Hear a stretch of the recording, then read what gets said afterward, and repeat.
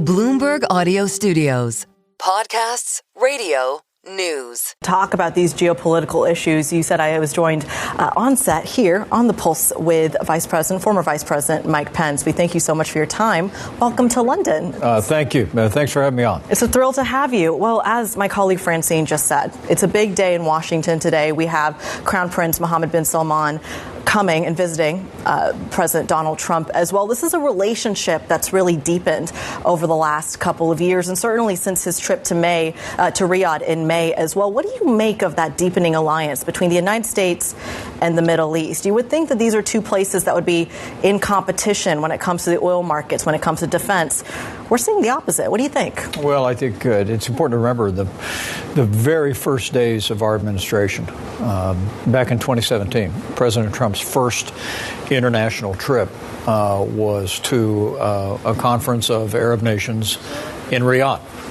From very early on, we sensed that it was important to begin not just with Saudi Arabia, but to reach out to Arab countries, even while we stood without apology for our most cherished ally, Israel. I mean, we moved the American embassy to Jerusalem. We recognized the Golan Heights. Many said that would be inconsistent with peace in the region, but what they forgot was that President Trump, in our 4 years together, aggressively reached out to Arab nations at the same time. We isolated Iran, which is the leading state sponsor of terrorism in the region, and at the end of our 4 years, signed the Abraham Accords. And my hope is, as MBS comes to the White House today, that in addition to the other issues that I'm sure will be discussed from the standpoint of AI and energy and others, is I am hopeful the president will engage the Crown Prince very directly on the need for Saudi Arabia to lead other nations into an expansion of the Abraham Accords. Well, to your point, that's a key pillar of one of the successes in the first administration under Donald Trump. Mm-hmm. You mentioned that key piece of the kind of withstanding support for Israel. Donald Trump talking earlier this week about actually selling F-35 fighter jets to Saudi Arabia. As you know, this has been a contentious issue, especially among several of the Middle Eastern allies there.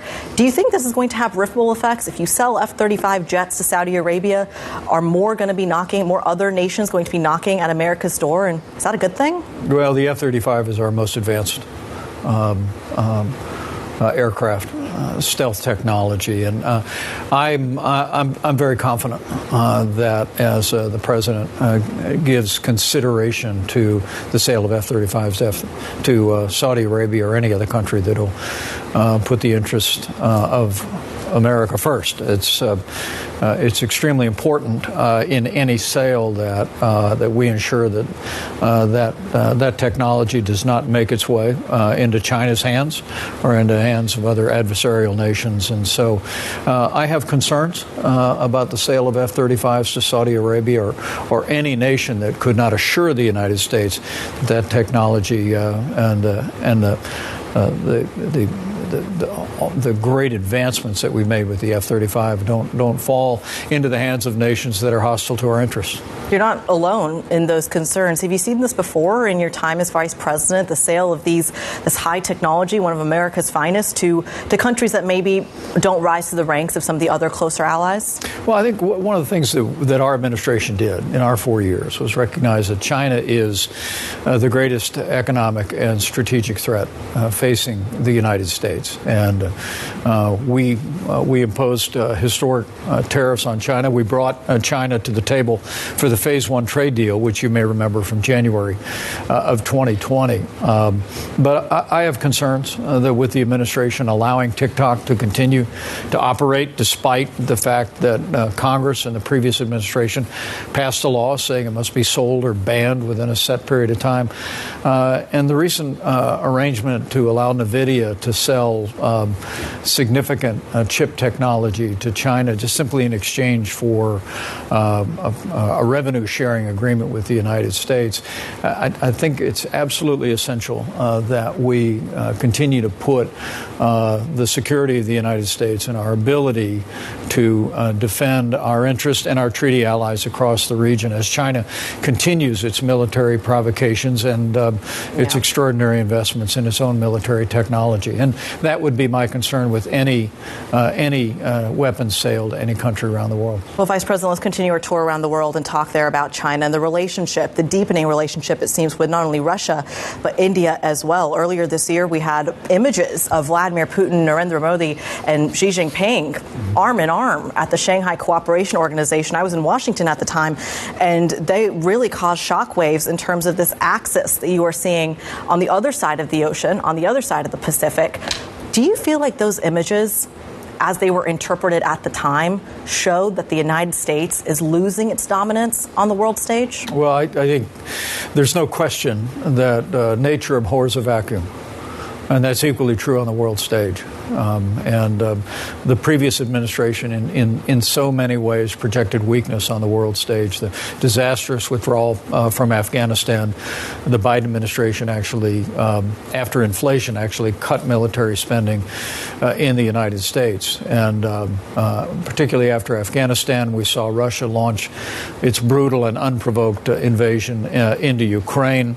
We saw Hamas surge across the borders of Gaza with the most brutal assault on the Jewish people since the Holocaust. And we've seen China continue its military provocations across the Asia Pacific. When we were in office, we spoke about what the new Trump administration speaks about, and that is peace through strength. And I think the relationship between the United States and our allies across the free world has never been more important. And trade is a part of that. I would hasten to add that I believe in free trade with free nations. And the president's unilateral tariffs imposed on friend and foe alike, I think have been contrary to the long-term interests and prosperity of the West. We ought to be working always to lower trade barriers and lower non-tariff barriers and subsidies. That's what we did during our 4 years. We used tariffs and the threat of tariffs to negotiate to open markets. But what we're seeing in this new Trump administration is the use of broad-based tariffs that I think ultimately harm U.S. consumers, harm growth, but also more profoundly, they really threaten to fray long-standing relationships in the free world at just the time that we need them stronger than ever before. Well, Vice President, they're also being used as a mechanism not only to encourage free trade, but also to add pressure on countries like India, like Brazil, that are perhaps helping and fueling some of the goals in China and Russia as well, especially when it comes to the United States' relationship in defending or at least helping support the fight for or the war, the Ukrainians' efforts in against the war from Russia. Talk to us a little bit about that relationship and that dynamic when it comes to the European Union and the UK as well. Historically, Europe and the United States have been arm in arm, but when it has come to this conflict, at least in the second Trump administration, we do seem to be seeing wobbles in that steadfast defense.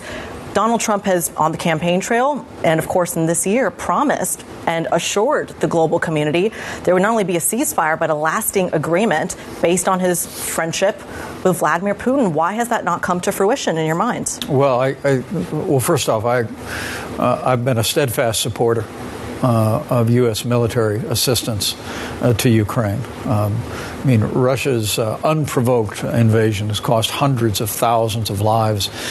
And America's the leader of the free world. And it's absolutely essential that we continue to uphold the principle that we will not allow authoritarian regimes to redraw international lines by force. A century ago, we looked the other way as authoritarian regimes marched across Europe and the world inherited the whirlwind and the tragedy of World War II. And so I think it's important the United States continue to stay firm. I'm pleased that the Trump administration has gotten to a better place after, as you said, stops and starts on support for Ukraine. But I do think the time has come for the United States Senate to put strong secondary sanctions on President Trump's desk, sanctions on countries that are purchasing energy from Russia, that are literally, through those purchases, they're fueling the Russian war machine. I called on that this summer, and frankly, I was encouraged that just a few days ago, President Trump said that he was okay with a secondary sanctions bill Senator Lindsey Graham authored. I think Vladimir Putin will not stop until he is stopped. Yeah. The Ukrainian military has fought bravely. The European community, with strong leadership from the UK and America, have provided support. But at the end of the day, I think isolating Russia economically with those secondary sanctions could well be the key to moving us toward a peaceful settlement and a just and lasting peace. Vice President, you talk about these secondary sanctions. Europe, the EU, has only recently put sanctions on Russia. There's still parts of the EU that are importing that kind of energy. Does America need Europe to hold Russia accountable? Can America go at it alone? That's the narrative that Donald Trump has taken when it comes to his negotiations at the Munich Security Conference, at NATO. Can America do it alone? Well, in my first trip to Europe in 2017 as vice president, I said America first does not mean America alone. It simply means America embracing our first obligations at home, and secondly, embracing our role as leader of the free world. And I believe during our 4 years, we actually strengthened our alliances across NATO. Before we left office at the end of 4 years, our NATO allies were investing $140 billion in our common defense that had not been invested before. Yeah. More than two-thirds were now living up to the commitment we've made to our common defense. I think the ability the European community has had to support Ukraine against this Russian invasion was greatly enhanced by those years that we strengthened NATO. But look, at a time that we see authoritarian regimes rising and increasing their provocations, whether it be Russia or whether it be China or Iran, as they languish quietly after America taking down their nuclear program and Israel taking the fight directly to them. I think now more than ever, we need to bring together the free world, say that we're going to stand for our principles, defend our interests, and we'll continue to call for that. All right. Vice President Mike Pence, we thank you so much for your time, a true tour around the world.